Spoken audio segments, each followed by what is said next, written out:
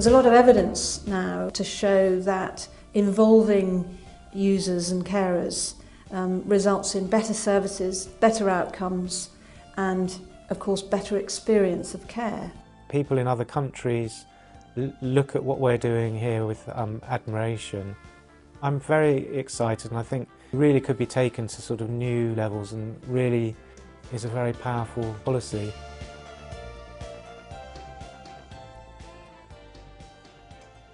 I look forward to service users and carers being involved in writing jointly with students or with academics, so that we could actually have some sort of a history of these experiences and capture the good experiences.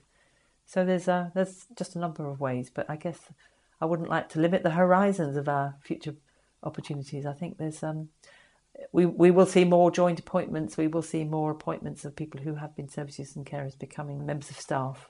I think that will come too. What would be amazing would be for social work students to have service user mentors and really sort of reverse the process around. I think that would be great.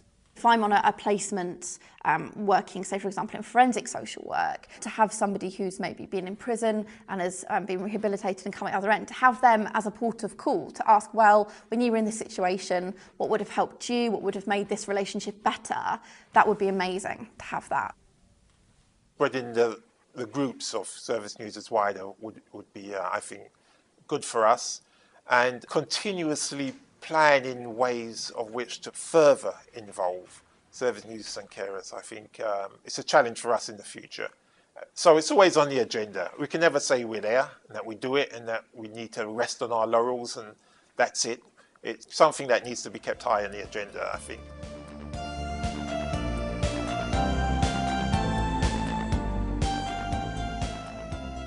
My hope for the future really is that service users and carers are seen as integral partners in learning and teaching.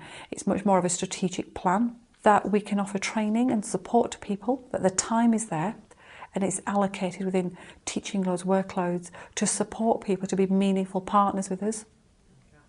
I think it would be good if we could extend access for service users and carers to use our library and other resources.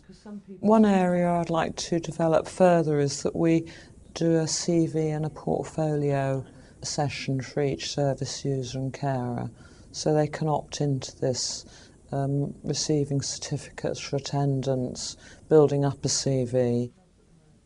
By doing something like this, it's giving me a focus on being myself, but using my experience from having a disabled son to take that forward and do something good with it, do it something for myself that is going to empower me. As part of the involvement, I've actually had training from the university, so you know, I've actually developed a lot of skills and I've now gone on to be a peer researcher. I think what I'd really like to see for the future is that there is an organisation like SWEP which has a strategic role to try and make sure we get good user and care involvement across all social work courses. I'm very proud of the fact that social work education has led the way on service user and carer involvement in professional education. And I think that it is transforming social work, and it also has the power to transform professional education for other professions such as medicine and nursing.